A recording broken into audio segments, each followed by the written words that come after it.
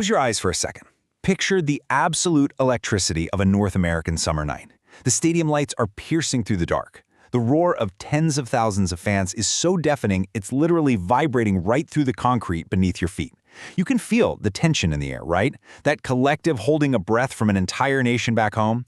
In this explainer, we're diving deep into the ultimate quest for football glory, England's 2026 World Cup campaign. Because look, this isn't just another tournament. This is a cinematic story of redemption. It's about conquering past demons and taking a squad engineered with one ruthless objective: lifting that golden trophy. So let's get right into it.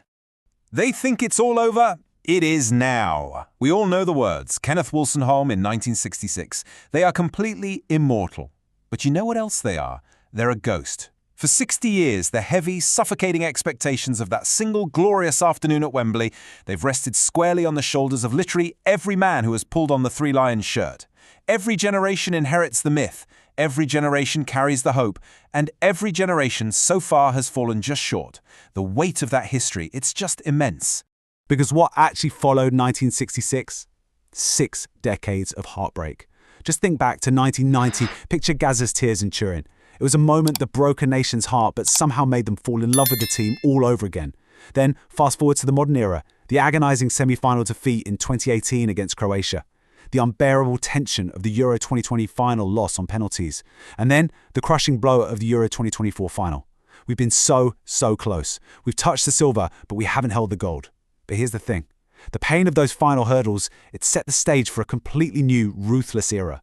Which brings us to this number, 0. Just let that sink in for a second. 0. That is the exact number of goals England conceded during their perfect, and I mean absolutely perfect, 8-match qualification campaign for this World Cup. All that heartbreak of the past, it's been completely replaced by a cold, calculated perfection. And that perfection was absolute. 8 matches played, 8 wins, 22 goals scored, 0 conceded. This wasn't just scraping through qualification. This was total, unquestionable dominance. We're talking about 5-0 demolitions of Serbia and Latvia.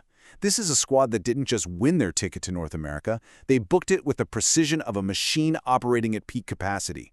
They survived the absolute pressure cooker of European qualifying without a single scratch. But to really understand this flawless run, you got to look at the monumental shift in leadership. In the past, England relied heavily on project managers. You know, coaches building long-term philosophies, focusing on the vibes and the cultural reset.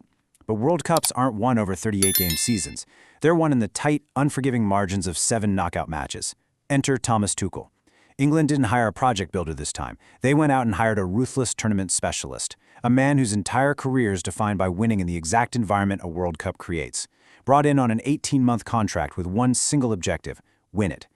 Tactically, Tuchel has installed this ruthless, highly distinctive 4-2-3-1 blueprint. It's not about relying on raw individual talent anymore.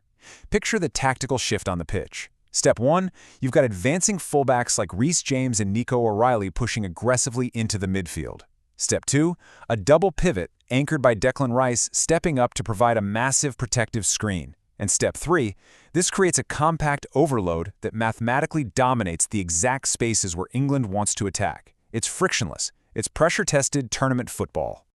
Man, are you feeling the hype yet? Can you hear the roaring crowds in the back of your mind? Look, if you believe the dream is real, if you feel in your bones that football is finally coming home, smash that like button right now, share this with your mates, and subscribe to this explainer. You got to join the journey right now, because we're breaking down every single angle of what could literally be the greatest summer of our lives. All right, let's talk about the artillery, the kings and the prodigies, the men who are actually going to execute this master plan. We've got Harry Kane, the absolute unstoppable focal point. Jude Bellingham, the generational difference maker who just bends games to his will. Bukayo Saka, an absolute terror down that right side.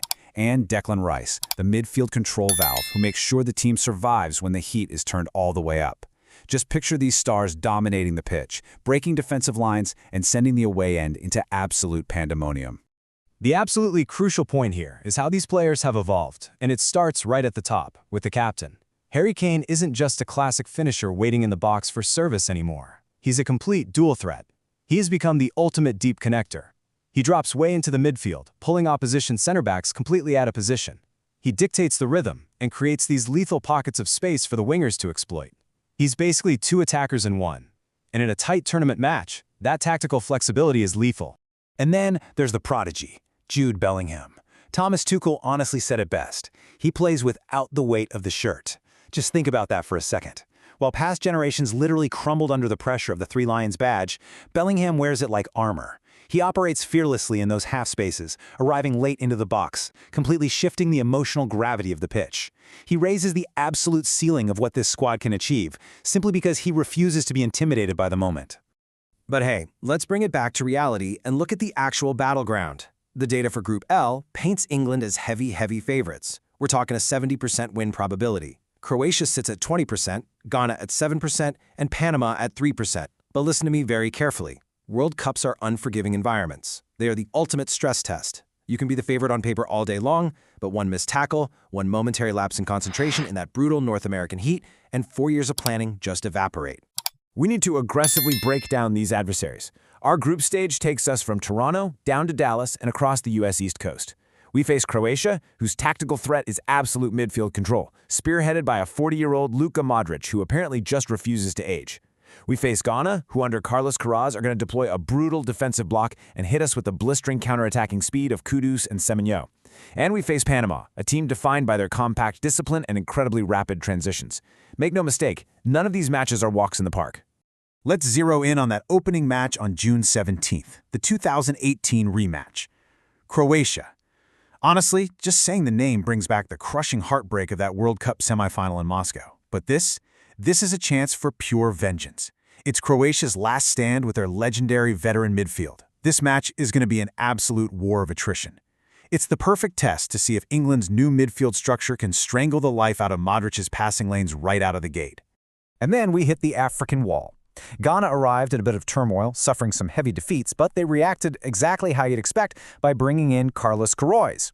And Queiroz is a defensive mastermind. He's going to set Ghana up as a highly disciplined, deeply entrenched low block, just waiting for England to overcommit before springing explosive counterattacks. It's going to be a massive test of patience. England will have to break them down without leaving the back door wide open. So how do you actually break down a stubborn wall like that? Set pieces. Tight World Cup margins are so often decided by dead balls. And England has an absolute arsenal of weapons right now. You've got corners whipped in by Rice and Saka, free kicks from the lethal right boot of Trent Alexander-Arnold, and if it comes down to the ultimate pressure cooker, penalties, we've got cold-blooded executioners ready to go in Harry Kane and Cole Palmer. But we absolutely have to ground the hype with the cold, hard reality of tournament football. This campaign will be the ultimate stress test. Tuchel has got to manage Harry Kane's intense workload to keep him sharp for the knockout rounds. The team has to figure out how to survive those deep, organized low blocks without getting frustrated. They've got to defend the gaping spaces left behind our advancing fullbacks when the opposition hits us on a rapid transition. And of course, they have to carry the monumental emotional weight of penalties. It's not going to be easy. Honestly, it's going to be brutal. Which leaves us with the ultimate question. Is 2026 the year the hurt finally ends? I really want you to close your eyes and just imagine it. Imagine the final whistle blowing. Imagine the roaring crowds, the absolute chaotic scenes back home in the pubs and spilling out into the streets. Imagine the confetti falling and Harry Kane lifting that World Cup trophy high into the North American sky. Can you see it? Because I can. I want to know what you think.